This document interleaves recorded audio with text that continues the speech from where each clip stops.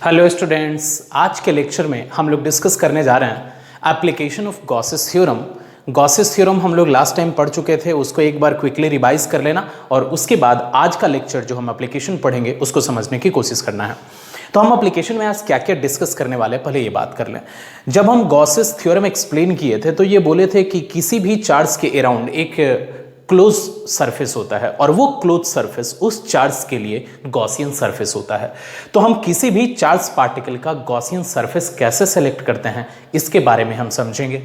फिर उसके बाद हम इलेक्ट्रिक फील्ड का कैलकुलेशन करेंगे गॉसेस थ्योरम का यूज करके। तो किसके इलेक्ट्रिक फील्ड के का कैलकुलेशन करेंगे? तो डिफरेंट चार्ज डिस्ट्रीब्यूशन के कारण हम इलेक्ट्रिक फील्ड का कैलकुलेशन करेंगे। तुमको याद हो अगर तो कुलम्स लॉ का यूज करके भी हम अलग अलग चार्ज के डिस्ट्रीब्यूशन के कारण इलेक्ट्रिक फील्ड फाइंड करते हैं, लेकिन वहां पे इंटीग्रेशन का प्रोसेस हमको यूज करना होता है।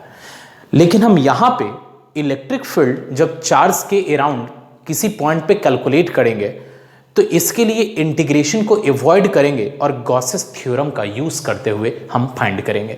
तो इन सारे चार्ज डिस्ट्रीब्यूशन मतलब लीनियर चार्ज डिस्ट्रीब्यूशन, एक लीनियर चार्ज होगा इनफाइनाइटली लॉन्ग, उसके कारण से किसी एक पॉइंट पे इलेक्ट्रिक फील्ड क्या होगा वो हम पढ़े थे इंटीग्रेशन में भी, लेकिन यहां पे बहुत आसान मेथड होगा, गॉसेस थ्योरम का यूज करके वो पढ़ेंगे। फिर डिस्कस करेंगे चार्ज कंडक्टिंग स्फीयर। एक स्फीयर होगा सॉलिड स्फीयर और वो कंडक्टिंग होगा। कंडक्टिंग कहने का मतलब कि अगर अंदर में अगर हम कोई चार्ज डालते हैं तो वो उसके सरफेस पे रिसाइड करेगा, तो वो कंडक्ट करता है। नॉन कंडक्टिंग का मतलब होता है कि अगर हम इनर पॉइंट पे कहीं पे भी चार्ज डिपॉजिट कर दें तो वो आउटर पार्ट पे वो फ्लो नहीं कर सकता, नॉन कंडक्टिंग का मतलब। तो हम कंडक्टिंग का देखेंगे, फिर नॉन कंडक्टिंग का भी देखेंगे।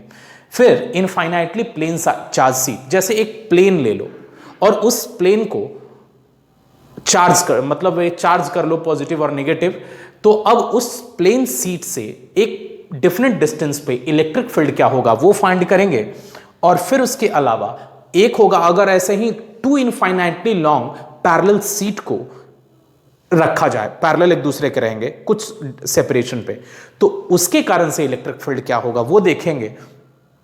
और इस तरह से ये समझ लो कि इन सब का केवल एक ही लॉजिक है और वह है गॉसेस थ्योरम।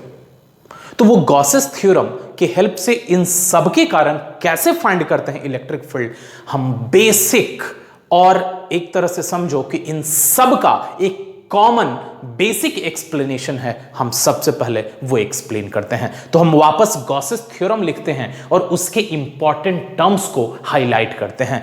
तो ये लिखने की जरूरत नहीं है, आज जस्ट हम बता दिए कि आज हम क्या क्या डिस्कस करने वाले हैं। तो कॉन्सेंट्रेट करना, गॉसेस थ्योरम का यूज करके इन चार्ज डिस्ट्रीब्यूशन के कारण हम इलेक्ट्रिक फील्ड कैसे फाइंड करेंगे।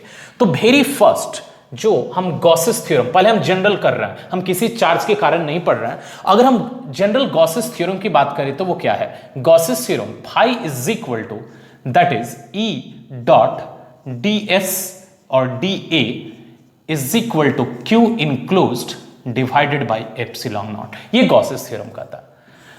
तो गॉसेस थ्योरम का सिंपल स्टेटमेंट यही था, closed integral of electric field, closed integral of electric field over a closed surface, over a surface. मतलब क्लोज इंटीग्रल का मतलब क्लोज सरफेस के ऊपर अगर हम इस क्वांटिटी का इंटीग्रेशन करेंगे तो वो 1 by epsilon not times of the charge enclosed bye it आएगा। तो अब अगर सोचो कि कोई चार्ज डिस्ट्रीब्यूशन गिवन है, तो चार्ज डिस्ट्रीब्यूशन गिवन है तो अब हमको क्या फाइंड करना है? उस चार्ज के अराउंड किसी पॉइंट पे इलेक्ट्रिक फील्ड फाइंड करना है। यूजिंग दिस, अभी हम कॉमन बात कर रहे हैं, using this we have to find electric field, we have to find electric field. अब अगर E का वैल्यू चाहिए तो E के वैल्यू के लिए सबसे पहले हम क्या करेंगे? तो वो गॉसियन सरफेस सेलेक्ट करेंगे। जो भी चार्ज है उस चार्ज के अराउंड एक गॉसियन सरफेस सेलेक्ट करना होगा। तो फर्स्ट E का वैल्यू फाइंड करने के लिए इस फॉर्मूले से first select Gaussian surface, select Gaussian surface. ये जनरल प्रोसेस, ये जनरल तुमको लिख भी लेना है कि क्या क्या फॉलो करना होगा, क्योंकि अगर ये जनरल प्रोसेस समझ जाओगे, जितने भी हम 4 या 5 चार्ज डिस्ट्रीब्यूशन लिखे हैं सबके कारण इलेक्ट्रिक फील्ड फाइंड करना बहुत आसान होगा। तो सिलेक्ट गॉसियन सरफेस, लेकिन सिलेक्शन में क्या क्या पॉइंट्स हमको ध्यान रखने होंगे वो समझना। हम चाहते हैं कि इलेक्ट्रिक फील्ड गॉसेस थ्योरम से फाइंड करें, लेकिन इंटीग्रेशन यूज ना करना पड़े। तो ऐसा क्या कॉन्सेप्ट है कि हम बिना इंटीग्रेशन के फाइंड कर सकते हैं, जबकि यहां पे इंटीग्रेशन लगा है, इसी का यूज करेंगे कॉन्सेंट्रेट करना। तो सबसे पहला पॉइंट गॉसियन सरफेस सेलेक्ट करने के लिए कि किसी भी चार्ज के अराउंड जिस पॉइंट पे इलेक्ट्रिक फील्ड फाइंड करना है उस पॉइंट से वो गॉसियन सरफेस जरूर पास करना चाहिए, अदरवाइज हम फाइंड नहीं कर सकते। तो फर्स्ट इंपॉर्टेंट पॉइंट क्या है, Gaussian surface must passes through the point at which we have to find the electric field। वो तुमको लिख लेना है फर्स्ट पॉइंट में। It means फर्स्ट हम स्टेटमेंट लिख लेंगे, Gaussian surface must passes through the point at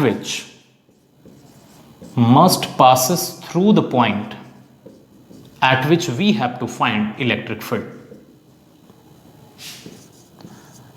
At which we have to find electric field। ये तो हुआ फर्स्ट पॉइंट।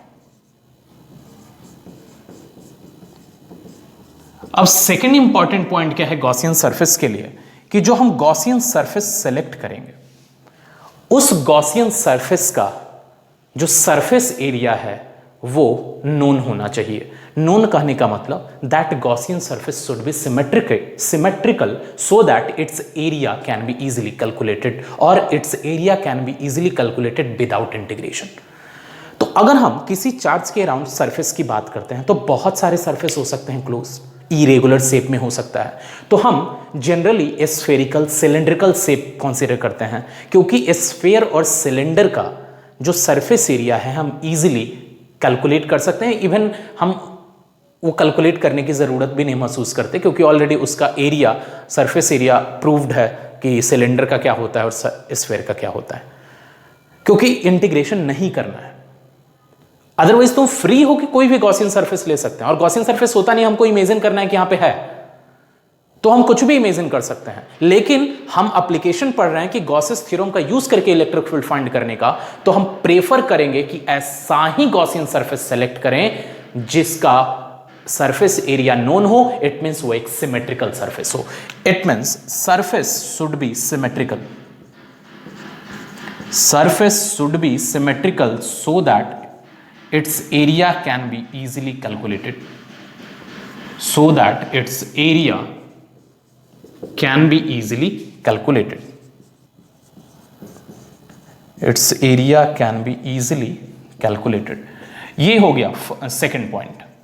अब थर्ड पॉइंट की बात करते हैं कि अगर हम जिस पॉइंट पे इलेक्ट्रिक फील्ड फाइंड करना चाहते हैं, इलेक्ट्रिक फील्ड और गॉसियन सरफेस जो हम सेलेक्ट किए हैं, इन दोनों पॉइंट को ध्यान में रखते हुए गॉसियन सरफेस ऐसा हो कि इलेक्ट्रिक फील्ड और गॉसियन सरफेस से रिलेटेड एरिया वेक्टर के बीच का एंगल 0 और 90 डिग्री हो, क्योंकि 0 और 90 डिग्री होने से हम यहाँ जो डॉट प्रोडक्ट है cos 0 और cos 90 इजीली यूज कर सकते हैं। इसीलिए थर्ड इंपॉर्टेंट टर्म क्या है, the angle between the area vector of the Gaussian surface and the electric field vector should be 0 degree और 90 डिग्री, क्योंकि उससे आसान हो जाता है। It means third point, angle between area vector, angle between area vector and electric field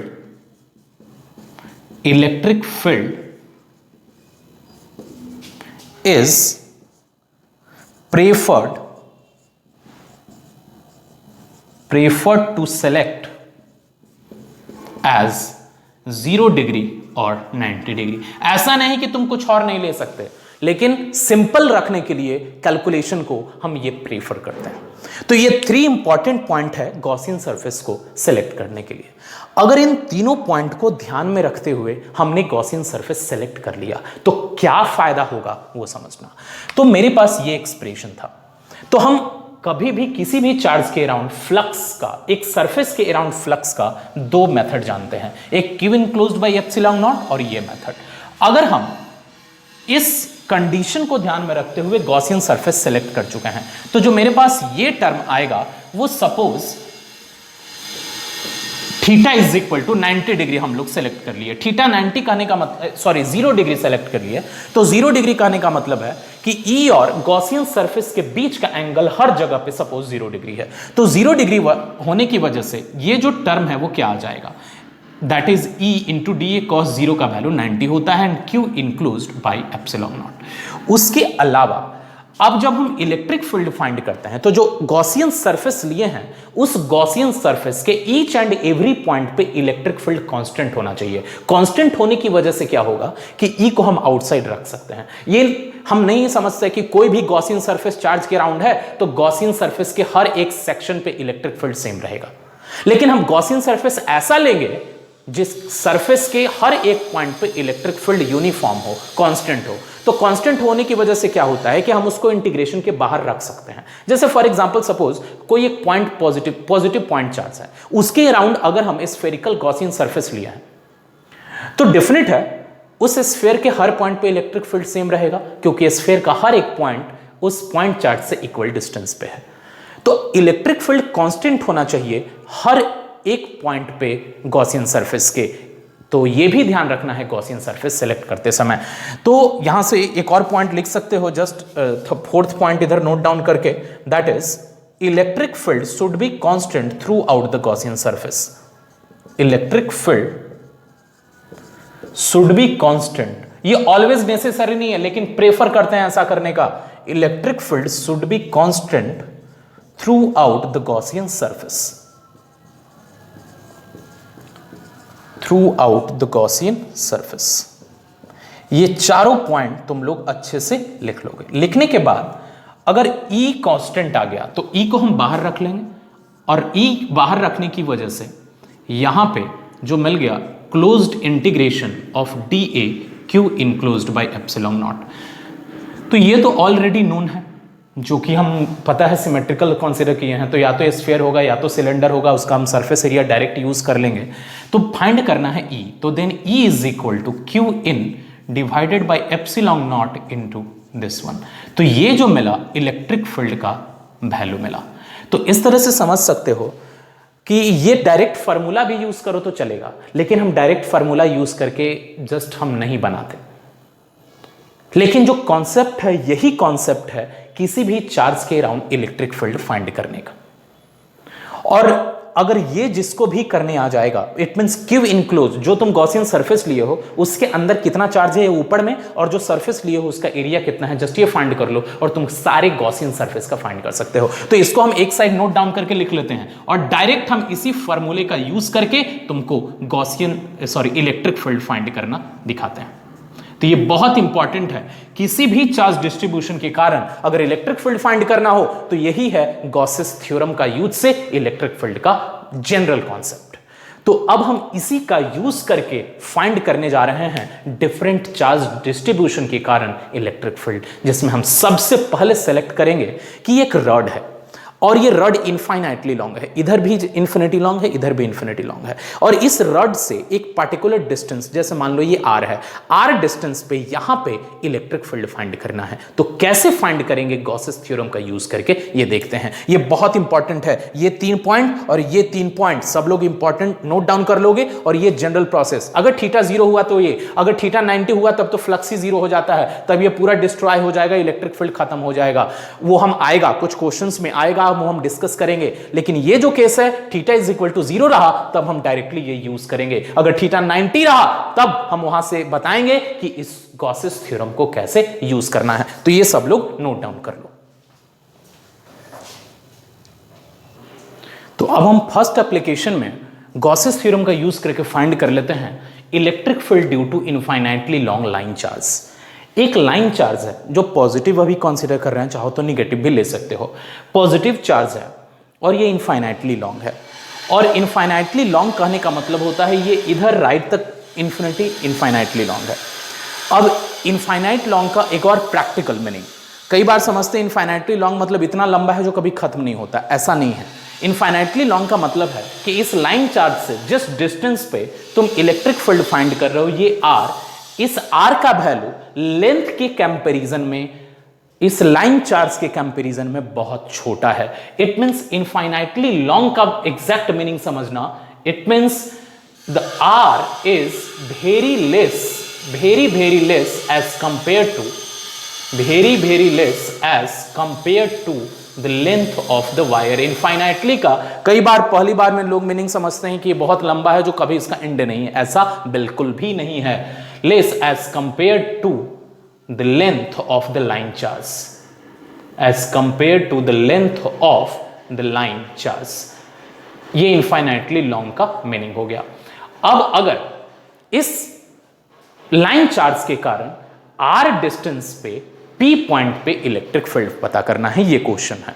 हम Gauss's theorem का use करके इस p पॉइंट पे इलेक्ट्रिक फील्ड फाइंड करना चाहते हैं। तो अब कॉन्सेप्ट समझो, ये जो p पॉइंट से हम यहां पे ये समझ लो ये एक परपेंडिकुलर है, तो ये लाइन जो भी हमको मिलेगा, सपोज ये PA है, तो PA लाइन इस लाइन चार्ज के लिए एक परपेंडिकुलर बाइसेक्टर की तरह है। क्योंकि ये इनफाइनाइटली लॉन्ग है तो ऐसा नहीं बोल सकते इधर का पोर्शन बहुत बड़ा है या इधर का पोर्शन बहुत छोटा है। ऐसे केस में ये समझ लो PA इस लाइन चार्ज का एक परपेंडिकुलर बाइसेक्टर है। तो अगर हम किसी भी पॉइंट पे इलेक्ट्रिक फील्ड फाइंड करना चाहते हैं किसी भी चार्ज डिस्ट्रीब्यूशन के कारण, तो उसके लिए हम कोई भी एक सेक्शन कंसीडर करते हैं। याद करो जो कंटिन्यूअस चार्ज डिस्ट्रीब्यूशन में इलेक्ट्रिक फील्ड का कॉन्सेप्ट बताया गया, हम यहां इंटीग्रेशन नहीं करने वाले हैं, जस्ट तुमको कुछ कॉन्सेप्ट एक्सप्लेन करेंगे, बस वो समझने की कोशिश करो। अब यहां से जनरल कोई भी एक डिस्टेंस पे, किसी एक डिस्टेंस, सपोज वो x डिस्टेंस पे यहां पे एक dx विड्थ का कोई भी सेक्शन कंसीडर कर लो जिसका चार्ज कोई भी स्मॉल अमाउंट डी है, सॉरी कोई भी स्मॉल चार्ज dq है, और इस लाइन चार्ज का लीनियर चार्ज डेंसिटी समझते हो, चार्ज पर यूनिट लेंथ, तो लीनियर चार्ज डेंसिटी लैम्डा है, लीनियर चार्ज डेंसिटी लैम्डा। तो इस स्मॉल चार्ज के कारण यहां पे जो इलेक्ट्रिक फील्ड होगा डेफिनेट है वो अवे डायरेक्शन में होगा। ये पॉइंट P है तो ये अवे डायरेक्शन में इसके कारण से जो हुआ वो इलेक्ट्रिक फील्ड DE हुआ। अब इसके कारण से DE है तो इस D के दो कंपोनेंट, सपोज ये अगर एंगल थीटा है तो डेफिनेट है ये एंगल भी थीटा होगा, तो ये बन जाएगा DE cos थीटा और ये DE sin थीटा। अब समझना, तो जो भी पोर्शन A पॉइंट के राइट साइड में है उसी का एक करेस्पॉन्डिंग A के लेफ्ट में होगा, तो सेम x डिस्टेंस पे लेफ्ट साइड में एक अनदर विड्थ dx कंसीडर कर लेते हैं। तो इस dx के कारण अब यहां पे जो इलेक्ट्रिक फील्ड होगा वो अगेन सेम DE होगा, समझ सकते हो सेम डिस्टेंस पे dx विड्थ का ही है। अब अगेन सेम ही डिस्टेंस पे है तो ये भी एंगल थीटा होगा, तो इसकी वजह से इस D का जो इस साइड कंपोनेंट होगा वो D cos थीटा और इस side again D sin theta एक और आ जाने से 2D sin थीटा हो जाएगा। तो तुम समझ सकते हो कि ये D cos थीटा और D cos theta opposite direction में होने की वजह से एक दूसरे को कैंसिल कर लेगा। इसका मतलब अगर हम इस P पॉइंट पे इस लाइन चार्ज के कारण इलेक्ट्रिक फील्ड फाइंड करना चाह रहे हैं तो इन लाइन चार्ज के कारण हर एक छोटे सेक्शंस का जो यहां पे इलेक्ट्रिक फील्ड में कंट्रीब्यूशन होगा उस इलेक्ट्रिक फील्ड का हॉरिजॉन्टल कंपोनेंट एक दूसरे को पेयर में कैंसिल कर लेगा। इसका मतलब है कि इस इनफाइनाइटली लाइन चार्ज के कारण इस पॉइंट पे इलेक्ट्रिक फील्ड हमेशा अपवर्ड डायरेक्शन में, इट मींस अवे डायरेक्शन में होगा, किसी एंगल पे नहीं होने वाला। अब तुम यहां से ये तो समझ गए कि किस डायरेक्शन में इलेक्ट्रिक फील्ड होने वाला है। तो अब हम गॉसेस थ्योरम का यूज करके वो इलेक्ट्रिक फील्ड जो अवे डायरेक्शन में है वो कितना है फाइंड करने वाले हैं। तो ये जो एक्सप्लेनेशन था केवल इसलिए कि इस पॉइंट P पे इलेक्ट्रिक फील्ड का डायरेक्शन कहां होने वाला है। तो अब हम इस डायग्राम को सिंपल करके एक पॉइंट हम कंसीडर कर लेते हैं इसी का, कि अब जो मेरे पास लाइन चार्ज है, सेम डायग्राम ड्रॉ कर रहे हैं, इट मींस ये पॉजिटिव चार्ज है, इनफाइनाइटली लॉन्ग है, और इस इनफाइनाइटली लॉन्ग चार्ज का आर डिस्टेंस पे पी पॉइंट पे इलेक्ट्रिक फील्ड चाहिए और जो इलेक्ट्रिक फील्ड अवे डायरेक्शन में है यही फाइंड करना है, मैग्नीट्यूड इसका फाइंड करना है, डायरेक्शन तो मिल गया। तो जिस भी पॉइंट पे इलेक्ट्रिक फील्ड फाइंड करना होता है हम उस पॉइंट से पास करने वाला एक गॉसियन सरफेस सेलेक्ट करते हैं। गॉसियन सरफेस ऐसा हो कि इलेक्ट्रिक फील्ड से उसका एंगल या तो 0 डिग्री हो, 90 डिग्री हो, उस गॉसियन सरफेस के हर पॉइंट पे इलेक्ट्रिक फील्ड सेम हो। तो पहली बार है तो कंसंट्रेट करना। तो हम क्या कर रहे हैं, इस पॉइंट से पास करने वाला एक सिलेंडर सेलेक्ट कर रहे हैं जिस सिलेंडर का रेडियस r के इक्वल है। r इट मींस इसके इक्वल है, सिलेंडर का रेडियस, इस सिलेंडर का रेडियस r है। इधर ये जो इसका बेस हो गया, इधर ये बेस हो गया और ये कर्व सरफेस हो जाएगा। तो अब जो हम गॉसियन सरफेस सेलेक्ट करते समय पॉइंट ध्यान रखने की बात कर रहे थे उस पे समझो। गॉसियन सरफेस ऐसा होना चाहिए कि जिस पॉइंट पे हमको इलेक्ट्रिक फील्ड फाइंड करना है वो उस पॉइंट से पास करे, तो ये सिलेंडर पास भी कर रहा है। अब गॉसियन सरफेस के हर एक पॉइंट पे इलेक्ट्रिक फील्ड कांस्टेंट होना चाहिए। तो तुम देख सकते हो अगर ये लाइन चार्ज है, इस लाइन चार्ज के कारण इस लाइन चार्ज को एक्सिस कंसीडर करके इसके चारों तरफ एक सिलेंडर कंसीडर करो। तो इस सिलेंडर का हर एक पॉइंट इस एक्सिस से सेम डिस्टेंस पे होगा। तो जब इस एक्सिस से सेम डिस्टेंस पे होगा तो उस सिलेंडर के सरफेस पे हर पॉइंट पे इलेक्ट्रिक फील्ड का वैल्यू कांस्टेंट होगा। तो हम जो गॉसियन सरफेस लिए उस गॉसियन सरफेस के हर एक पॉइंट पे इलेक्ट्रिक फील्ड कांस्टेंट है, तो दूसरा रिक्वायरमेंट पूरा हुआ। पहला उससे पास करना चाहिए वो पूरा हुआ, दूसरा इलेक्ट्रिक फील्ड कांस्टेंट होना चाहिए वो, और तीसरा था कि जो गॉसियन सरफेस लेंगे उसका एरिया ऑलरेडी नोन हो। तो हम इस सिलेंडर का सरफेस एरिया जानते हैं, curve surface area that is 2 pi R H plus area of the base, तो वो टोटल सरफेस एरिया होता है, वो हम जानते हैं। एक और कंडीशन क्या था कि इलेक्ट्रिक फील्ड और area vector of the Gaussian surface के बीच का एंगल या तो 0 डिग्री हो या 90 डिग्री हो। तो इलेक्ट्रिक फील्ड इस पॉइंट पे अपवर्ड डायरेक्शन में, तो अगर यहां पे बात करें इलेक्ट्रिक फील्ड तो वो डाउनवर्ड डायरेक्शन में होगा, समझ सकते हो, अवे डायरेक्शन में होगा, पॉजिटिव चार्ज है तो यहां पे इलेक्ट्रिक फील्ड इधर की तरफ होगा। मतलब जो सिलेंड्रिकल सरफेस है उस सिलेंड्रिकल सरफेस के कर्व सरफेस पे इलेक्ट्रिक फील्ड हमेशा आउटवर्ड डायरेक्शन में होगा, और जो यहां का एरिया वेक्टर होगा और इन सब का जो एरिया वेक्टर होगा डीए वेक्टर, वो हमेशा अवे डायरेक्शन में ही होगा। तो समझ सकते हो कि इलेक्ट्रिक फील्ड और एरिया वेक्टर के बीच का angle for only the curve surface is 0 degree. मतलब इसके लिए कर्व सरफेस के लिए थीटा 0 और यहां पे भी 0, क्योंकि वो कर्व सरफेस ही है, चारों तरफ सिमेट्रिकल है। लेकिन अगर हम इस बेस की बात करें, कंसंट्रेट करना, इस बेस के लिए इलेक्ट्रिक फील्ड सब हर पॉइंट पे तो ऊपर की तरफ है, तो इलेक्ट्रिक फील्ड ऊपर की तरफ है, लेकिन इस बेस के लिए एरिया वेक्टर इस साइड में है। यहां पे भी इलेक्ट्रिक फील्ड ऊपर की तरफ है और एरिया वेक्टर इस साइड में है। इसका मतलब कि यहां पे जो थीटा इज इक्वल टू है इस कर्व सरफेस के लिए 90 डिग्री है और यहां पे भी theta is equal to 90 degree है।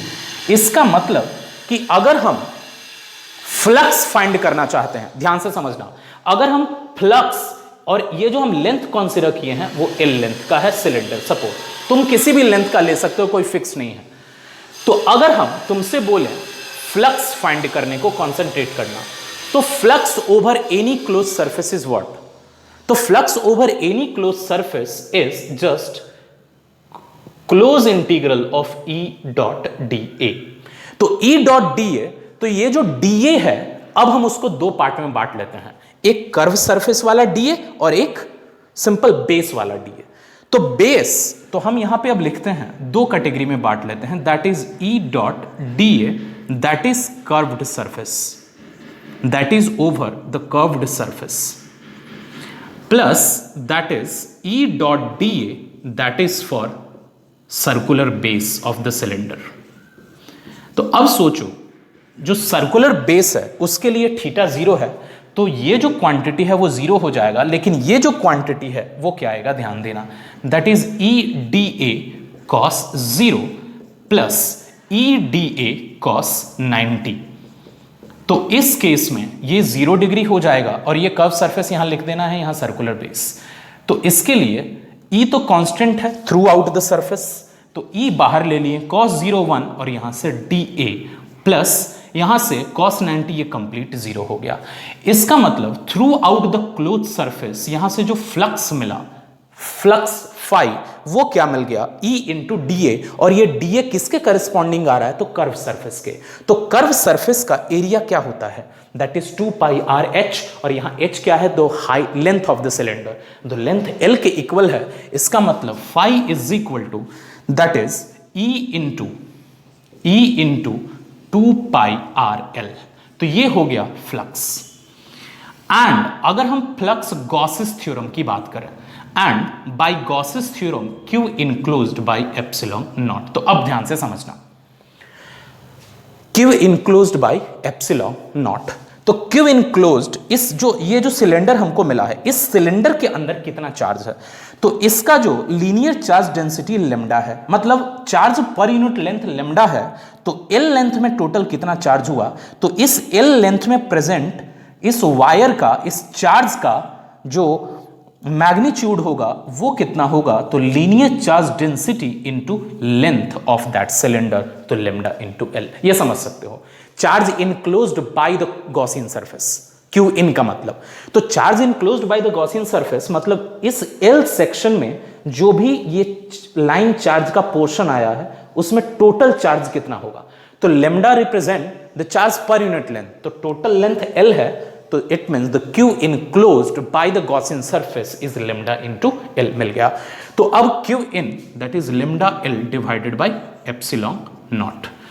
तो अब यहां से फ्लक्स का दो वैल्यू मिला, एक गॉसियन सरफेस से, सॉरी गॉसेस थ्योरम से, और दूसरा जो हमको मिला वो इंटीग्रेशन के कॉन्सेप्ट से। हम बोले कि इंटीग्रेशन नहीं करना पड़ता, यहां पे इंटीग्रेशन कहां करना पड़ा, लेकिन अगर यही जो हम सरफेस लिए हैं उस सरफेस का एरिया वेल नोन नहीं होता, कोई इरेगुलर सरफेस होता, तो डायरेक्ट डीए का value 2 pi R L use नहीं कर सकते थे। तो यही हम बोले थे कि जो भी गॉसियन सरफेस लेंगे ऐसा होना चाहिए कि वो सिमेट्रिकल हो, इट मींस उसका एरिया इजीली कैलकुलेट किया जा सके। तो अब इसकी वजह से हमको जो लेंदी इंटीग्रेशन है वो नहीं करना पड़ा, बस हम इन दोनों को इक्वेट कर देंगे। तो फ्रॉम 1 and 2, तो 1 and 2 इक्वेट कर दें तो E into 2 pi R L is equal to lambda L divided by epsilon naught. तो अब L एंड L कैंसिल और E is equal to lambda divided by 2 pi epsilon naught R। तो यहां से मिल गया कि किसी भी लाइन चार्ज के कारण इलेक्ट्रिक फील्ड R के इनवर्सली प्रोपोर्शनल होता है। फार्मूला क्या आया, lambda by 2 pi epsilon naught, it means E is inversely proportional to R। E हमेशा R के इनवर्सली प्रोपोर्शनल होगा। तो तुम ये देख सकते हो कि लाइन चार्ज के कारण हमको इलेक्ट्रिक फील्ड फाइंड करना था, तो हम दो डिफरेंट वेज में इलेक्ट्रिक फ्लक्स फाइंड किए। पहला मेथड क्या था, E dot D A, integration of E dot D A, वहां से मिला। फिर गॉसेस थ्योरम का यूज करना था, तो गॉसेस थ्योरम की हेल्प से जो फ्लक्स का फार्मूला है that is Q enclosed by epsilon not, वहां से फाइंड किए, और उन दोनों मेथड से कैलकुलेट किए गए फ्लक्स को इक्वेट कर दिए, और वहीं से इलेक्ट्रिक फील्ड का वैल्यू मिला। और ये जो हम लिखे थे ये भी उसी से आया था, दोनों के इक्वेट किए थे तब। तो अगर E डॉट डी ए को इस साइड ले जाओ तो Q enclosed by epsilon not मिला। इसका मतलब क्या कि जो टू डिफरेंट मेथड से हम लोग फ्लक्स पढ़ते हैं उन्हीं को इक्वेट कर देना है और इलेक्ट्रिक फील्ड फाइंड कर लेना है। तो आगे हम लोग जितना भी पढ़ते हैं इलेक्ट्रिक फील्ड का calculation due to different charge distribution, उसमें करना यही है, एक तो Gauss's theorem Q enclosed by epsilon naught से इलेक्ट्रिक फ्लक्स फाइंड कर लेना है, और दूसरा जो integration of E dot D A होता है वहां से फ्लक्स फाइंड कर लेना है, और दोनों को इक्वेट करके इलेक्ट्रिक फील्ड का वैल्यू फाइंड करेंगे। तो ये था electric field due to line charge. ये सब लोग नोट डाउन कर लो, फिर हम लोग देखते हैं नेक्स्ट चार्ज डिस्ट्रीब्यूशन का इलेक्ट्रिक फील्ड। तो अब देखते हैं हम लोग second application electric field due to charge conducting sphere. तो इस केस में सपोज एक स्फीयर है, और कंडक्टिंग स्फीयर का मतलब है कि अगर हम सपोज किसी तरह से इस स्फीयर के अंदर ड्रिल कर दिए और इसके अंदर में कोई चार्ज डिपॉजिट करते हैं, तो वो चार्ज ऑलवेज सरफेस पे रिसाइड करने लगेगा। तो इट मींस ये समझ लो कि एक कैपिटल R रेडियस का कंडक्टिंग स्फीयर है, और ये पॉजिटिवली चार्ज है। कंडक्टिंग का मतलब अगर हम चार्ज इनसाइड डिपॉजिट करेंगे वो सरफेस पे रिसाइड करने लगेगा। अब इसके कारण से एक पार्टिकुलर पॉइंट पे इलेक्ट्रिक फील्ड चाहिए, और वो पार्टिकुलर पॉइंट कहीं पे भी हो सकता है, इट मींस अंदर भी हो सकता है, सरफेस पे भी हो सकता है, आउटसाइड भी हो सकता है। तो हम अलग अलग पॉइंट्स पे inside, outside, on the surface electric field find करेंगे। तो सबसे पहले हम इस जो चार्ज कंसीडर किए हैं इसके आउटसाइड किसी पॉइंट पे इलेक्ट्रिक फील्ड फाइंड करने जा रहे हैं। तो आउटसाइड द स्फीयर, इस स्फीयर के आउटसाइड किसी एक पार्टिकुलर पॉइंट पे इलेक्ट्रिक फील्ड फाइंड करना है। तो सपोज ये पॉइंट P है और इस पॉइंट P पे इलेक्ट्रिक फील्ड फाइंड करना है, और ये पॉइंट P इस स्फीयर के सेंटर से r डिस्टेंस पे है। तो जिस भी पॉइंट पे इलेक्ट्रिक फील्ड फाइंड करना है उसके लिए सबसे पहले गॉसियन सरफेस सेलेक्ट करना है, और गॉसियन सरफेस कैसा होना चाहिए इसके बारे में हम देख चुके हैं। तो हम यहां पे इसका लिए गॉसियन सरफेस ऐसा लेते हैं जिसके हर पॉइंट पे इलेक्ट्रिक फील्ड सेम हो। तो इसके लिए हम इसके चारों तरफ स्मॉल r रेडियस का एक स्फीयर सेलेक्ट करिए, स्फेरिकल सरफेस। ये मेरा गॉसियन सरफेस है। अब इस गॉसियन सरफेस की अगर हम बात करें तो गॉसियन सरफेस में ये जो पॉइंट P लिए हैं, इस P पॉइंट के लिए एरिया वेक्टर आउटसाइड होगा, और इलेक्ट्रिक फील्ड वेक्टर डेफिनेट है, पॉजिटिवली चार्ज है तो आउटसाइड। तो E और DA के बीच का एंगल 0 डिग्री होगा। तो इस तरह से इस सरफेस पे जितने भी पॉइंट लिए गए हैं उन पॉइंट्स पे इलेक्ट्रिक फील्ड और एरिया के बीच का एंगल, इलेक्ट्रिक फील्ड और एरिया वेक्टर के बीच का एंगल 0 डिग्री होगा।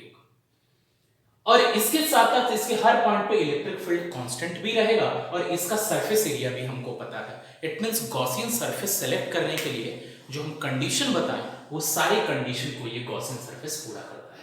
अब फाइंड क्या करना है, इस E का वैल्यू, आउटसाइड पॉइंट P है, अब इसी E का वैल्यू फाइंड करना है।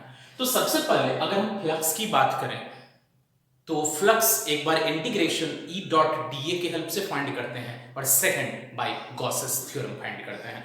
तो सबसे पहले हम यहां से फ्लक्स लिख सकते हैं phi E electric flux, that is closed integral E dot dA। तो अब यहां से closed integral E dA cos 0, क्योंकि यहां पे 0 डिग्री है। अब यहां से cos 0 का वैल्यू 1 E dA मिल गया। तो E throughout the surface constant है, तो उसको हम आउटसाइड लिख सकते हैं, and that is integration of dA। Integration of dA it means that is the total surface area of the sphere, that is equal to 4 pi r square. तो it means E into 4 pi r square. तो ये मिल गया flux with the help of integration. Integration तो खैर use हुआ ही नहीं है, डायरेक्ट सिमेट्रिक होने की वजह से ये हमको नहीं सॉल्व करना पड़ा, direct 4 pi r square use कर लिया। अब आते हैं बाय गॉसेस थ्योरम। तो बाय गॉसेस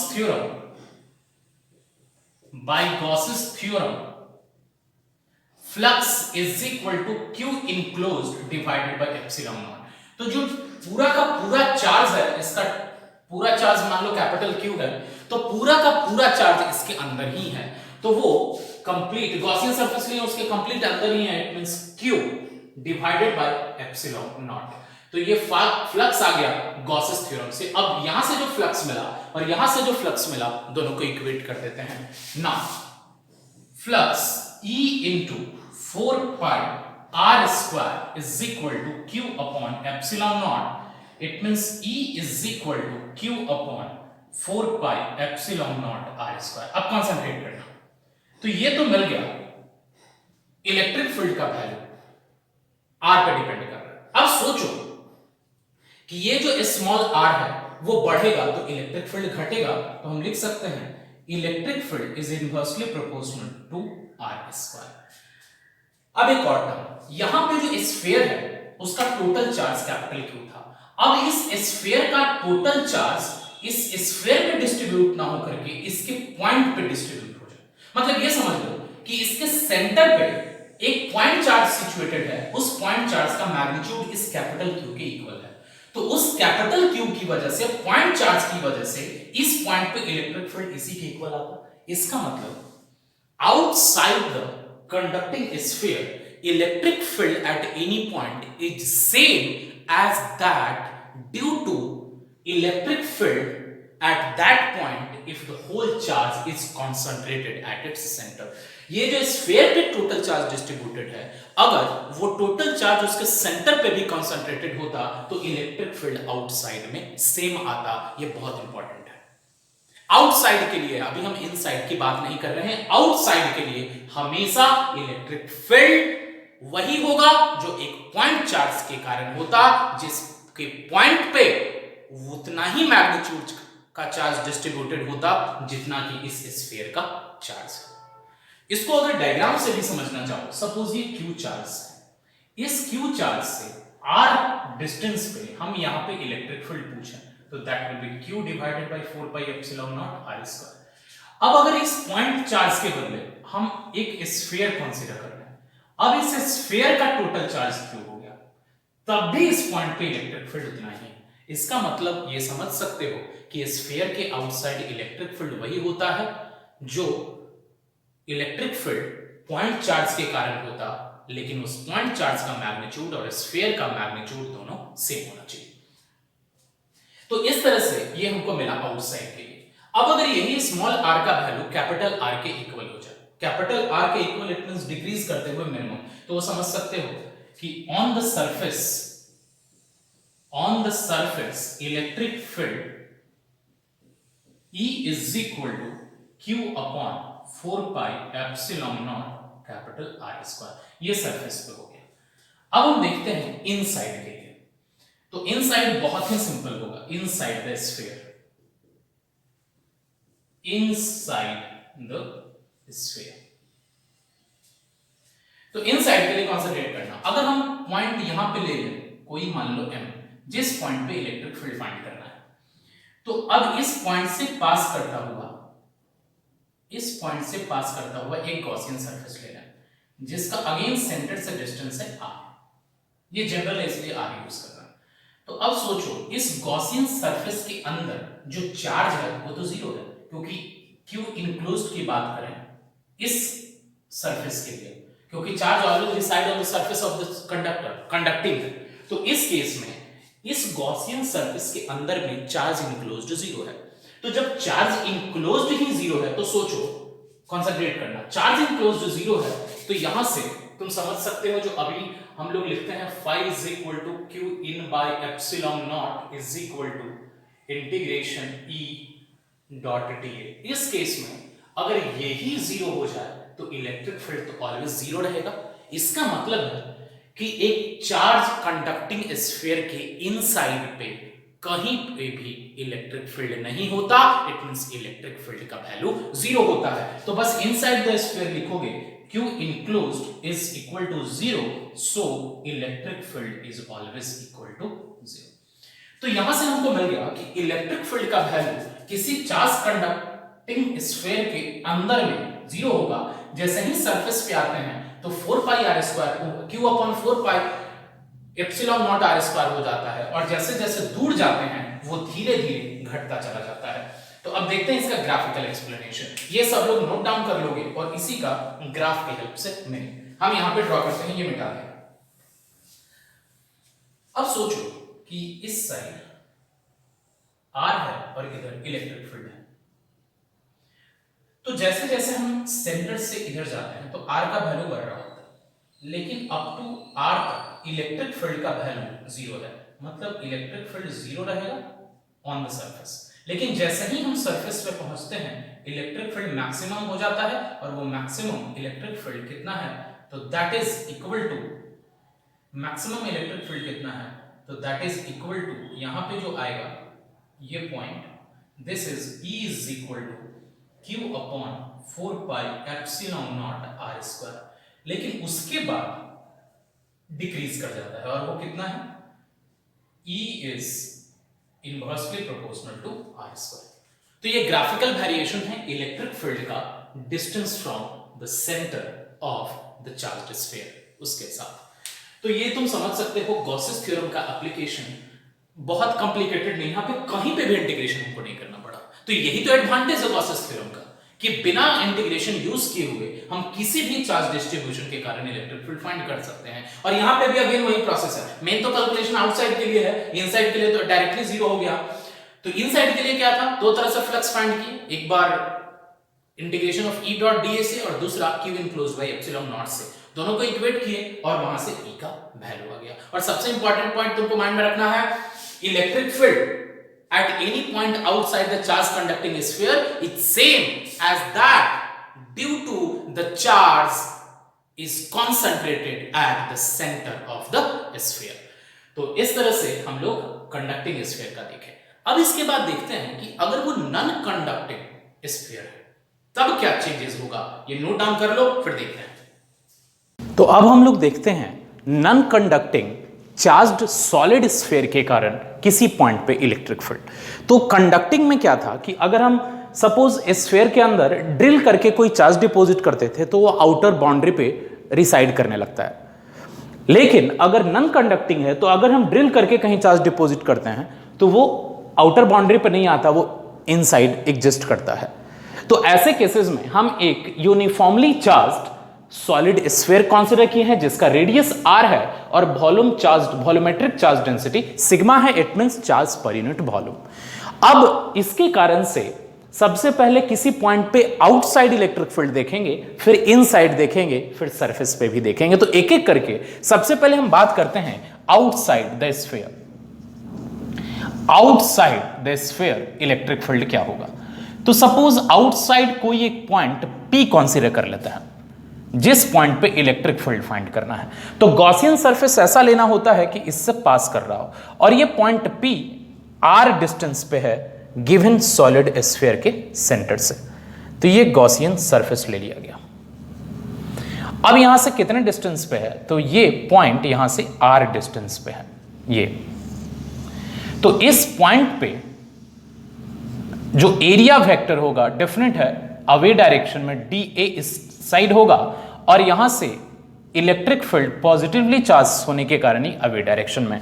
तो इसके लिए जो थीटा का वैल्यू है, it means theta is the angle between area vector and electric field vector that is equal to 0 degree. तो अब हम आउटसाइड के लिए गॉसेस थ्योरम लिखें, phi is equal to that is E dot dA integration is equal to Q enclosed divided by epsilon naught. तो अब यहां से पहले इसके लिए आते हैं, तो यहां से E dA cos 0 Q enclose. तो ध्यान देना Q इनक्लोज्ड ये पूरा का पूरा जो स्फीयर है इसका टोटल चार्ज मान लो Q है और ये टोटल चार्ज इस आउटर गॉसियन सरफेस के इनसाइड में है। तो Q enclosed is the total charge of the solid sphere that is capital Q divided by epsilon naught. Then अब cos 0 1 हो जाएगा। अब E throughout the Gaussian surface E constant है तो that can be taken outside और ये integration of dA और ये dA क्लोज्ड है that is Q divided by epsilon naught. तो E into dA that is the total surface area of the Gaussian surface that is spherical, it means 4 pi r square is equal to Q upon epsilon naught, it means E is equal to Q divided by 4 pi epsilon naught r square. तो यहां से electric field का value मिल गया। तो अगर concentrate करो, अभी हम जो कंडक्टिंग के लिए देखे थे तो कंडक्टिंग में क्या था कि अगर आउटसाइड किसी पॉइंट पे इलेक्ट्रिक फील्ड फाइंड करते हैं तो सेम आया था। तो यहां पे भी अगर हम आउटसाइड देखते हैं तो वो सेम आया। ऐसा इसलिए भी क्योंकि लास्ट टाइम आउटसाइड के लिए जो कंडक्टिंग स्फीयर था वो पूरा का पूरा इनसाइड था, यहां भी पूरा का पूरा इनसाइड है। और अगर हम तुमसे बोलें इस केस में भी कि इस सॉलिड नॉन कंडक्टिंग स्फीयर का पूरा चार्ज अगर इसके सेंटर पे कंसंट्रेटेड हो जाता, यहां पे तो through out the volume distributed है, लेकिन अगर ये through out the volume distribute ना हो करके इसके सेंटर पे कंसंट्रेटेड होता तब भी इलेक्ट्रिक फील्ड P पॉइंट पे सेम ही आता। तो इसका मतलब हम बोल सकते हैं कि सॉलिड स्फीयर में आउटसाइड किसी पॉइंट पे इलेक्ट्रिक फील्ड वही होगा जो इलेक्ट्रिक फील्ड एक पॉइंट चार्ज के कारण होता, जिस पॉइंट चार्ज का मैग्नीट्यूड इस सॉलिड स्फीयर के चार्ज के मैग्नीट्यूड के इक्वल है और वो पूरा का पूरा उसी के सेंटर पे कंसंट्रेटेड है। तो ये हमको दिख गया। तो आउटसाइड कंडक्टिंग हो नॉन कंडक्टिंग हो सबके लिए सेम होता है। तो अब हम इसमें देख लेते हैं कि इनसाइड किसी पॉइंट पे इलेक्ट्रिक फील्ड फाइंड करना है तो क्या चेंज आएगा। तो inside the sphere next case में देखते हैं। इनसाइड द स्फीयर, तो इनसाइड किसी पॉइंट पे इलेक्ट्रिक फील्ड फाइंड करने के लिए कंसंट्रेट करना। यहां से हम मान लो ये पॉइंट M लेते हैं और इस M पॉइंट पे इलेक्ट्रिक फील्ड फाइंड करना है जो यहां से R डिस्टेंस पे है। तो अगेन हम R रेडियस का एक स्फेरिकल गॉसियन सरफेस सेलेक्ट करते हैं। तो ये जो स्फेरिकल गॉसियन सरफेस ये तुमको दिख रहा है। अब हम केवल उसकी बात कर रहे हैं। तो यहां पे अगर हम कोई DA वेक्टर लें तो ये यहां से DA वेक्टर और again electric field away direction में होगा पॉजिटिव की वजह से। तो इस गॉसियन सरफेस के लिए भी थीटा का वैल्यू 0 डिग्री ही होगा। तो अब हम आते हैं again Gauss's theorem, phi is equal to closed integral E dot dA is equal to Q enclosed divided by epsilon. तो अब यहां एप्सिलॉन नॉट के बदले एप्सिलॉन यूज कर रहे हैं। रीजन समझना, क्योंकि यहां पे इनसाइड अब एयर नहीं प्रेजेंट है। अब इस मीडियम का, जिस मीडियम से चार्ज पार्टिकल बना है, वो स्फीयर बना है, उस मीडियम का इलेक्ट्रिकल परमिटिविटी होगा। तो यहां पे हम एप्सिलॉन M लिख सकते हैं, ये होगा बस चेंज। अब बाकी सेम, यहां से E dot dA it means E dA cos 0 is equal to Q enclose. जब समझना, तो इस गॉसियन सरफेस के अंदर में कितना चार्ज है, तो surface volumetric charge density rho है, तो rho into volume is the charge enclosed by this Gaussian surface. It means that is rho into 4/3 pi RQ divided by epsilon M। It means E integration of dA is equal to rho into 4 pi RQ divided by 3 epsilon M. This implies that E into now dA, it means the total surface area of this Gaussian surface is again 4 pi R square is equal to rho into 4 pi RQ divided by 3 epsilon M. 4 pi cancel, RQ से ये cancel. It means E is equal to rho R divided by 3 epsilon M. तो यहां से हमको क्या मिला कि electric field is directly proportional to R। तो जस्ट मीनिंग समझना, बाकी सब तो कांस्टेंट है। इट मींस अगर हम इसके सेंटर से धीरे धीरे अवे डायरेक्शन में मूव कर रहे हैं, वहां पे इलेक्ट्रिक फील्ड फाइंड कर रहे हैं, तो इलेक्ट्रिक फील्ड का मैग्नीट्यूड यहां तक बढ़ता है और यहां पे मैक्सिमम रह जाएगा। और वो मैक्सिमम कितना होगा, तो इसमें स्मॉल r के बदले कैपिटल R पुट कर दो या फिर यहां पे स्मॉल r के बदले कैपिटल R पुट कर दो, वो सेम आएगा। इट मींस यहां पे इस पॉइंट पे जो इलेक्ट्रिक फील्ड आएगा that is Q upon 4 pi epsilon naught R square. तो अब अगर हम इसका ग्राफिकल वेरिएशन देखते हैं, कंसंट्रेट करना। सपोज ये इधर E है और इस साइड R। तो अगर हम इसके सेंटर से अवे डायरेक्शन में जाते हैं तो इसके सरफेस तक पहुंचने तक इलेक्ट्रिक फील्ड R के डायरेक्टली प्रोपोर्शनल है। तो इलेक्ट्रिक फील्ड R के डायरेक्टली प्रोपोर्शनल है तब तक जब तक कि हम उसके सरफेस पे नहीं पहुंचते, और जैसे ही सरफेस से पहुंचते हैं उसके बाद आगे बढ़ने पे E R स्क्वायर के इनवर्सली प्रोपोर्शनल है। तो अब यहां से ये ऐसे डिक्रीज करने लगेगा, E inversely proportional to R square. तो ये देख सकते हो कि कंडक्टिंग और नॉन कंडक्टिंग में क्या डिफरेंस है। कंडक्टिंग में क्या होता है कि इनसाइड कोई चार्ज एग्जिस्ट नहीं करता, इस कारण से इनर किसी भी पॉइंट पे इलेक्ट्रिक फील्ड 0 होता है, लेकिन यहां पे इनर 0 नहीं होता क्योंकि अंदर में चार्ज एग्जिस्ट करता है। ये डिफरेंस है मेन, और बाकी दोनों में सेम कॉन्सेप्ट है। ग्राफिकल वेरिएशन क्या आया, यहां पे 0 होता है। अगर हम कंडक्टिंग का केस देखते हैं, यहां पे तुम देखे होगे completely x axis, it means distance वाले एक्सिस पे लाई कर जाता है और उसके बाद ये वेरी करता है सेम। लेकिन यहां पे अगर हम यहां से इस सरफेस तक मूव करते हैं तो R के डायरेक्टली प्रोपोर्शनल है, लेकिन उसके बाद R स्क्वायर के इनवर्सली प्रोपोर्शनल है। तो इस तरह से हम लोग देखें इलेक्ट्रिक फील्ड कंडक्टिंग और नॉन कंडक्टिंग में क्या वैरी कर रहा है और मेन ग्राफिकल कॉन्सेप्ट क्या है, ये बहुत इंपॉर्टेंट है। तो अभी हम कुछ और भी देखने वाले हैं। तो नेक्स्ट हम लोग देखेंगे कि अगर कोई इनफाइनाइटली प्लेन चार्ज सीट है, infinitely long plane charge sheet है, तो उससे किसी एक डिस्टेंस पे R डिस्टेंस पे इलेक्ट्रिक फील्ड क्या होता है, किन किन टर्म्स पे डिपेंड करता है, ये देखते हैं। ये सब लोग नोट डाउन कर लोगे। तो अब हम लोग देखते हैं electric field due to infinite plane sheet of charge के कारण किसी भी पॉइंट पे इलेक्ट्रिक फील्ड। सपोज ये इनफाइनाइट है, इट मींस ये इन्फिनिटी तक इस साइड जाता है, ये इन्फिनिटी तक, ये चारों तरफ इन्फिनिटी तक है। अब इस प्लेन से r डिस्टेंस पे एक पार्टिकुलर पॉइंट पे इलेक्ट्रिक फील्ड चाहिए। तो जिस पॉइंट पे इलेक्ट्रिक फील्ड चाहिए उसी पॉइंट के around dA cross sectional area का, A cross sectional area, dA cross sectional area, it means एक डेफिनेट क्रॉस सेक्शनल एरिया का सिलेंडर कंसीडर करना है, जिस सिलेंडर का लेंथ हम कुछ भी ले सकते हैं। ये सिलेंडर dA क्रॉस सेक्शन, जिस पॉइंट पे इलेक्ट्रिक फील्ड फाइंड करना था, ये सपोज P है, तो इस P पॉइंट के around dA cross sectional area का एक सिलेंडर कंसीडर करना है, जो सिलेंडर इसके लिए गॉसियन सरफेस है ना। अब ये सिलेंडर गॉसियन सरफेस है, इसका linear charge density, sorry surface charge density sigma है, it means charge per unit surface area. तो अब इस पॉजिटिव चार्ज सीट के कारण अगर हम इलेक्ट्रिक फील्ड की बात करें, तो अगर ये एक ऐसा सीट होगा पॉजिटिव चार्ज, तो इसके बियॉन्ड राइट डायरेक्शन में किसी भी पॉइंट पे electric field, it means again right direction में, तो इस पॉइंट पे इलेक्ट्रिक फील्ड इस डायरेक्शन में होगा।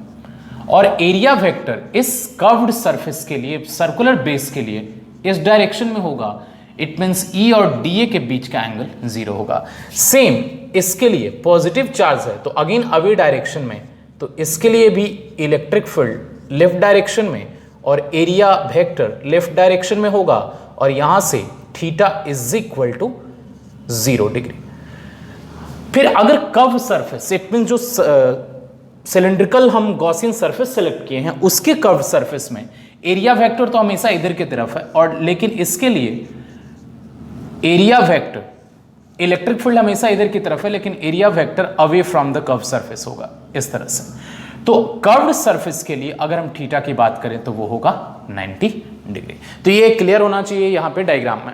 गॉसियन सरफेस ये सिलेंड्रिकल लिया गया और वो जिस पॉइंट पे इलेक्ट्रिक फील्ड फाइंड करना था उस पॉइंट के अराउंड एक डेफिनेट क्रॉस सेक्शनल एरिया का सिलेंड्रिकल गॉसियन सरफेस लिखा गया, जिसमें कर्व सरफेस पे, जो गॉसियन सरफेस है उसके कर्व सरफेस पे theta is equal to 90 degree, it means area vector और इलेक्ट्रिक फील्ड के बीच का एंगल 90 डिग्री है। तो अब गॉस थ्योरम से हम लिख सकते हैं phi is equal to, that is the closed integral of E dot dA is equal to Q enclosed divided by epsilon naught. अब कॉन्सेंट्रेट करना, ये जो है वो पूरा गॉसियन सरफेस के लिए होता है। ये जो क्लोज सरफेस है ये रिप्रेजेंट करता है क्लोज्ड गॉसियन सरफेस। तो क्लोज्ड गॉसियन सरफेस को हम टू डिफरेंट सरफेसेस में बांट देते हैं, एक कर्व सरफेस और दूसरा two circular base, it means this base and this base. तो अब इस क्लोज्ड गॉसियन सरफेस को दो सरफेस में बांट के हम लिख सकते हैं, that is equal to curved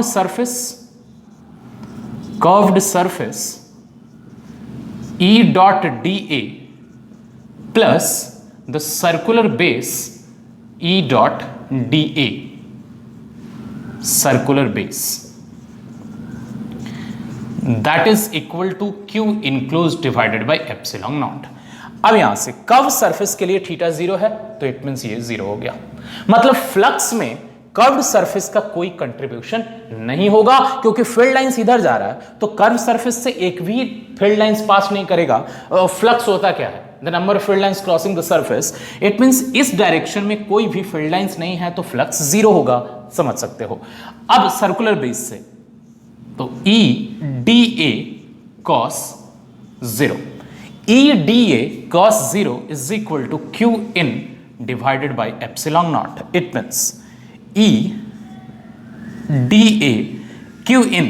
तो अब इसके अंदर जो हम गॉसियन सरफेस लिए हैं उसके अंदर टोटल कितना चार्ज इंक्लूड है, तो सोचो इस सीट के परपेंडिकुलर में एक डीए क्रॉस सेक्शनल एरिया का सिलेंडर है, तो इस डीए क्रॉस सेक्शनल एरिया का सिलेंडर है तो इसमें कितना चार्ज होगा, तो सोचना इसका linear surface charge density sigma है, तो इसका जो चार्ज होगा वो surface charge density into that area, it means sigma into dA. It means charge enclosed by the Gaussian surface that will be sigma into dA divided by epsilon naught. अब समझना E, तो अब कब circular base है तो circular dA क्या represent करता है, the total area of the circular base. तो total area of the circular base, तो एक सर्कुलर बेस का एरिया dA है, तो यहां पे 2 सर्कुलर बेस है, तो दोनों का एरिया 2dA हो जाएगा.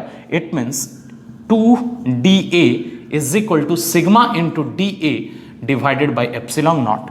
अब ये dA और dA cancel, it means we can say that E is equal to sigma upon 2 epsilon naught. तो इलेक्ट्रिक फील्ड का value sigma upon 2 epsilon naught होगा. यहां से एक इंपॉर्टेंट टर्म, इसमें कहीं पे भी R का वैल्यू नहीं आता इलेक्ट्रिक फील्ड के एक्सप्रेशन में.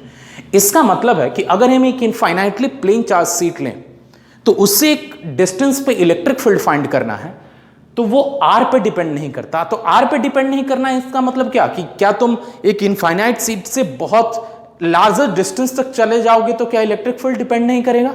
ऐसा बिल्कुल भी नहीं है. इट मींस R का वैल्यू इलेक्ट्रिक फील्ड R के वैल्यू पे डिपेंड नहीं करता, लेकिन तब तक जब तक कि ये R इसके साइज के कंपैरिजन में छोटा रहे. तो ये इनफाइनाइट का मतलब ऐसा भी नहीं होता कि ये बहुत बड़ा होगा जिसका कोई एंड नहीं है. इनफाइनाइट का मीनिंग है कि इसका साइज इस R के कंपैरिजन में बहुत बड़ा है. तो अगर R इसके साइज के कंपैरिजन में जब तक नेग्लेक्ट किया जा सके तब तक इलेक्ट्रिक फील्ड का वैल्यू R पे डिपेंड नहीं करता. लेकिन अगर ये R इस सीट के साइज के कंपैरिजन में आने लगे, मतलब कंपैरिजन मतलब ऐसा कि इग्नोर नहीं कर सकते उसके कंपैरिजन में, ऐसे केस में R पे फिर डिपेंड करने लगेगा. लेकिन हम लोग यहां पर रिस्ट्रिक्टेड बोल रहे हैं कि अगर ये R का वैल्यू इसके साइज के कंपैरिजन में बहुत छोटा है तो इलेक्ट्रिक फील्ड R पे डिपेंड नहीं करेगा, that is sigma upon 2 epsilon naught. तो अब हम इसी का एक स्पेशल केस देखते हैं कि अगर 2 इनफाइनाइट पैरेलल चार्ज्ड सीट रहे, 2 चार्ज सीट को एक दूसरे के पैरेलल लाकर रख देंगे तो इलेक्ट्रिक फील्ड क्या होता है. बीच में देखेंगे दोनों सीट पैरेलल सीट के बीच में क्या होगा, फिर दोनों के बियॉन्ड इस साइड और फिर इस साइड इलेक्ट्रिक फील्ड क्या होगा. देखते हैं, सब लोग ये लिख लो. अब सपोज मेरे पास 2 infinite parallel seat of charges है. इसमें एक का सरफेस चार्ज डेंसिटी सिग्मा 1 है और दूसरे का सिग्मा 2 है. इसमें 3 रीजन है, दोनों के बीच वाले रीजन को सेकंड रीजन, ये फर्स्ट और ये थर्ड रीजन कंसीडर किया. ये जो इलेक्ट्रिक फील्ड प्रोड्यूस करता है वो E1 करता है और ये जो इलेक्ट्रिक फील्ड प्रोड्यूस करता है E2 करता है. तो इसका जो इलेक्ट्रिक फील्ड प्रोड्यूस होता है इसके कारण से that E1 is equal to sigma upon sigma 1 upon 2 epsilon naught, और ये जो प्रोड्यूस करता है E2 is equal to sigma 2 upon 2 epsilon naught. तो ये दोनों का इलेक्ट्रिक फील्ड है जो हम अभी कैलकुलेट किए हैं. तो अगर हम इसमें पॉजिटिव की बात करें तो इसके कारण इलेक्ट्रिक फील्ड E1 है, तो बीच वाले रीजन में E1 इस साइड रहेगा और इधर वाले रीजन में E2 इस साइड, क्योंकि पॉजिटिव से अवे में जाता है तो E1 इस साइड में रहेगा और E2 इस साइड. फिर इस साइड में डेफिनेट है ये पॉइंट इसके इधर है तो E1 भी इस डायरेक्शन में रहेगा और E2 भी इसी डायरेक्शन में रहेगा. फिर इस रीजन में यहां से E1 इस डायरेक्शन में रहेगा और इसकी वजह से E2 फिर इस डायरेक्शन में रहेगा. इट मींस अगर हम इस थर्ड रीजन में इलेक्ट्रिक फील्ड की बात करें, it means electric field in this third region, तो that is equal to E1 plus E2, दोनों का डायरेक्शन मैग्नीट्यूड एज हो जाएगा क्योंकि दोनों सेम डायरेक्शन में है. तो that will B sigma 1 plus sigma 2, that is 2 epsilon naught divided by 2 epsilon naught, that is 1 by 2 epsilon naught into sigma 1 plus sigma 2. और इस डायरेक्शन में अगर हम बोलें तो इस डायरेक्शन में यहां से इस डायरेक्शन में है तो ये होगा E first, that will B, तो लेफ्ट डायरेक्शन में उसको नेगेटिव, राइट डायरेक्शन में उसको पॉजिटिव कंसीडर कर रहे हैं, तो that will be -1 upon 2 epsilon naught, that is sigma 1 plus sigma 2. तो इस तरह से फर्स्ट और थर्ड रीजन में इलेक्ट्रिक फील्ड मिला. अगर इस रीजन में बात करें, it means electric field in second region, तो that will be E1, right direction में है, ये लेफ्ट डायरेक्शन में E2, तो that will be 1/2 epsilon naught into sigma 1 minus sigma 2। तो अब एक स्पेशल केस यहां से समझना। स्पेशल केस क्या है कि सपोज हम 2 इनफाइनाइट पैरेलल चार्ज सीट लिए हैं जिसमें एक पॉजिटिव चार्ज है और दूसरा निगेटिव चार्ज है, लेकिन दोनों का जो चार्ज डेंसिटी है वो सेम है। इट मीन्स अगर इसका सिग्मा है तो इसका माइनस सिग्मा है निगेटिव के लिए। तो अगर हम बीच वाले रीजन में ई सेकंड की बात करें, बीच रीजन में, तो बीच रीजन में सिग्मा 1 माइनस सिग्मा 2, तो सिग्मा 1 एंड सिग्मा 2 दोनों का मैग्नीट्यूड बीच वाले रीजन में एक पॉजिटिव में है और एक निगेटिव में है। तो तुम समझ सकते हो एक पॉजिटिव और निगेटिव की वजह से बीच में ये एक माइनस पहले से लगा है और सिग्मा 2 का वैल्यू माइनस सिग्मा, तो क्या आएगा ध्यान से समझना, 1/2 epsilon naught that will B sigma minus of minus sigma. Just यहां पे सिग्मा 2 का वैल्यू माइनस सिग्मा पुट कर दें तो that will B sigma upon epsilon naught. तो इसका मतलब कि दो अगर अपोजिट चार्ज पैरेलल सीट हैं तो बीच में इलेक्ट्रिक फील्ड का value sigma upon epsilon naught होगा। लेकिन अगर हम इस साइड पे यहां sigma 2 is equal to minus sigma put कर दें इस स्पेशल केस के लिए, तो ये इलेक्ट्रिक फील्ड इस साइड जीरो हो जाएगा, इस रीजन में, it means E third region में जीरो हो जाएगा। और फिर अगर हम इस साइड अगेन सिग्मा 2 का वैल्यू माइनस सिग्मा यहां पुट करेंगे तो यहां पे भी electric field in the first region zero होगा। तो ये सोच लो कि अगर हम 2 पैरेलल चार्ज सीट रखे हैं पैरेलल, अगर एक का सरफेस चार्ज डेंसिटी सिग्मा है और दूसरे का surface charge density minus sigma है, अपोजिट चार्ज है, तो उन दोनों के बीच में electric field sigma upon epsilon naught होगा, लेकिन दोनों के बियॉन्ड इट मींस इस साइड और इस साइड इलेक्ट्रिक फील्ड जीरो होगा। रीजन क्या है यहां से तो देख लिए।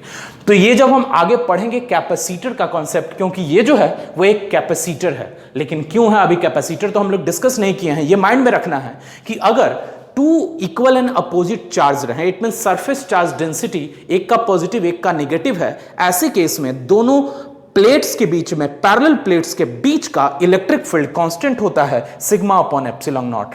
और ये सिग्मा अपॉन एप्सिलॉन नॉट मतलब अगर दो पैरेलल सीट हैं तो अलग अलग पॉइंट पे ऐसा नहीं कि इलेक्ट्रिक फील्ड अलग अलग होगा, इसके बीच में अगर बहुत सारे पॉइंट्स हैं यहां पे अलग अलग, तो इन सारे पॉइंट्स पे इलेक्ट्रिक फील्ड सेम होने वाला है और वो सिग्मा अपॉन एप्सिलॉन नॉट के इक्वल होगा।